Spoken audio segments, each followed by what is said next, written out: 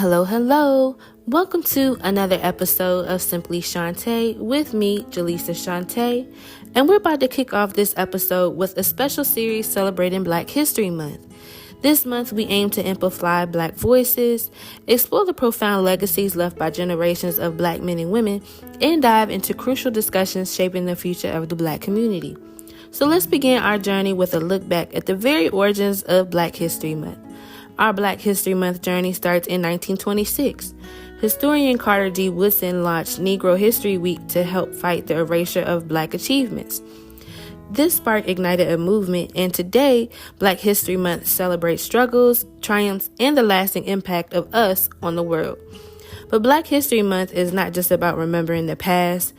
It's also a time to celebrate vibrant present and look towards the future. This is your space to learn, be inspired, and engage in meaningful conversations. This is just the beginning of our journey to celebrate Black history. Join us each week as we continue the conversation, explore the past, and celebrate the future. And this week, I want to start off by discussing a couple of notable figures in our history and present day. First, starting off with Maggie L. Walker, a trailblazing entrepreneur and community leader. Born in Richmond, Virginia in 1867, Maggie Lena Walker overcame immense challenges to become a pivotal figure in American history. After the Civil War, Walker's family faced economic hardships, but she overcame and attended Richmond's Colored Normal School, where she trained as a teacher. She was deeply engaged in Richmond's community, and she joined the Independent Order of St. Luke, which was a fraternal organization dedicated to mutual aid and upliftment. She rose through the ranks and became the Grand Deputy Matron, and she established innovative initiatives like the Juvenile Branch to encourage thrift and education among young members. She recognized the financial struggles of the Black community, and she envisioned a bank dedicated to serving them. So in 1903, she successfully chartered the St. Luke Penny Savings Bank, becoming the first Black woman to do so in the United States. She faced challenges like limited capital. Starting a bank, it required significant capital, which was particularly difficult for Black individuals and communities facing systemic economic disadvantages. Securing funding from established institutions proved challenging due to racial bias and distrust. She also had to build trust within the Black community. At that time, they had limited experience with formal banking systems, which caused hesitation to entrust their hard-earned money to a new Black-owned institution. Building trust and confidence among potential debtors, she had to gain that over time. So how she did that, she offered small deposits. With her bank, they strategically allowed deposits as low as 5 cents, which made it accessible for even those who had limited means to become part of a bank. They also encouraged regular saving habits and fostered trust with her community by, giving them options. She also had flexible loan terms. Traditional banks, they often imposed rigid loan requirements, excluding many Black businesses and individuals. But the St. Luke Penny Savings Bank offered more flexible loan terms, considering factors like your character, your business potential, and community standing, which made credit more accessible to those who were previously excluded in other institutions. This groundbreaking institution offered crucial financial services, promoting personal savings, home ownership, and business entrepreneurship within Black communities. She served as the bank's president until her death in 1934, leading to its continued success and expansion. Her pioneering spirits and community leadership earned her national recognition, including a meeting with President Calvin Coolidge. Today, she is celebrated as a symbol of Black excellence, financial empowerment, and her entrepreneurial spirit.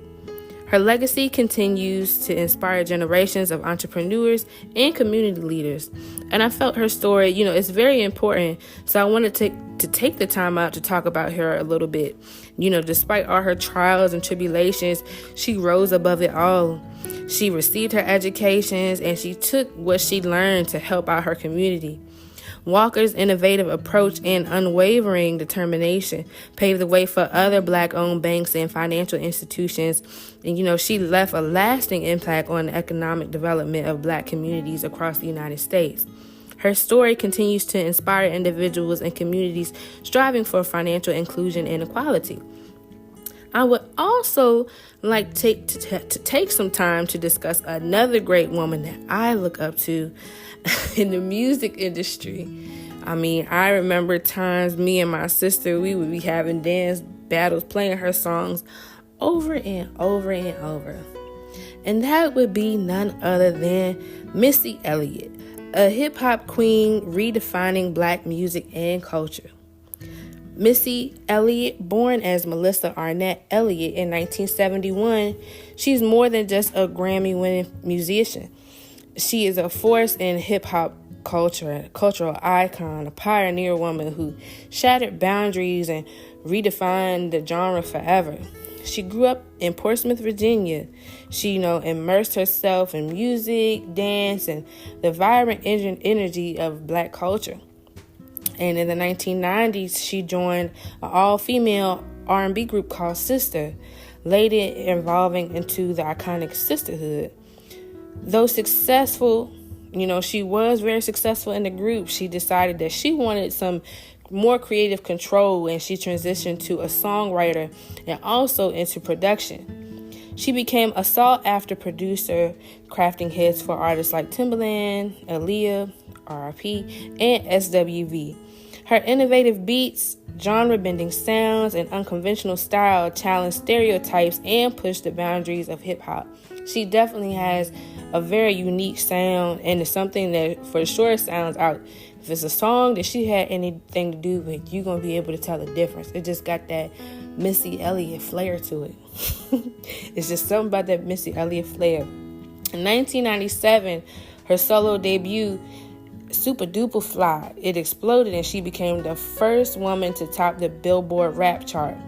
Her rapping style, her powerful vocals, and outlandish costumes, they challenged traditional notions of femininity in hip-hop. She was just being herself, doing her thing, and made it work for her. And over the next 2 decades, Missy Elliott released a string of critically acclaimed albums like Miss E, So Addictive, Under Construction, and The Cookbook, and where she gained multiple Grammys and solidified her status as a hip-hop legend.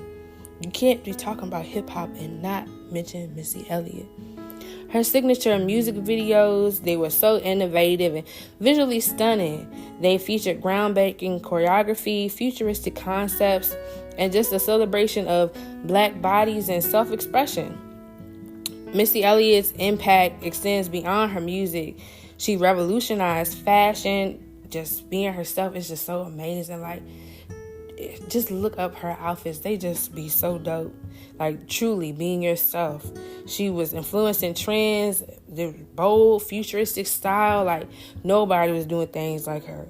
And as a producer, she empowered and mentored numerous female artists like Tweet and Lil' Kim, and opening doors and paving the way for future generations. She has obtained numerous accolades throughout her career that highlight her influence and achievements, both globally and in the Black community. She has won numerous Grammy Awards for categories for Best Rap Solo Performance, Best R&B Song, MTV Awards. She received the Michael Jackson Video Vanguard Award, recognizing her groundbreaking impact on music videos. She was inducted into the Songwriters Hall of Fame in 2019. She also received her honorary doctorate of music degree from Berklee College. She was just honored with the Hollywood Walk of Fame in 2021. Just so many accolades. And with all of her success, she still, gave back to her community. In 2020, there was a street that was named for her in Portsmouth, Virginia, Missy Elliott Boulevard, and it was to honor her achievements and fostering local pride. She's also celebrated in her community. She gave $50,000 to the Portsmouth Redevelopment and Housing Authority, and that donation helped to cover past due rent for 26 families that were facing eviction. And that is just so amazing because people did not require to do these type of things. But the fact that she wanted to give back, that is just so amazing. Despite all of her success, all of her many accolades, she still thought enough to give back to the people in her community. And that's just such a blessing. She's also hosted, a holiday event for the children in Portsmouth, donating toys and gifts to ensure that the children, in the community that she was raised in, they had a joyful holiday season as well. So it's just amazing how her direct financial contributions and involvement, they're benefiting the people of Portsmouth and the residencies there. And it's just so amazing just to see somebody give back. And that is the story of Maggie L. Walker and Missy Elliott. Maggie Walker, Missy Elliott, two powerful women who shaped Black history in very different ways. But their stories, they remind us of resilience, creativity, and determination that exists within the Black community. But Black history isn't just about the past, it's about the present and the future. So let's use this month to celebrate our achievements, engage in meaningful conversations, and work towards a future where equality and justice prevail. Share your thoughts in the comments below, and let's keep the conversation going. I appreciate you all so much, and thank you for joining me on this episode discussing some Black history. So until next time, stay informed, stay engaged, and let's build a brighter future together. I'll see you next week, same time, same place. Bye.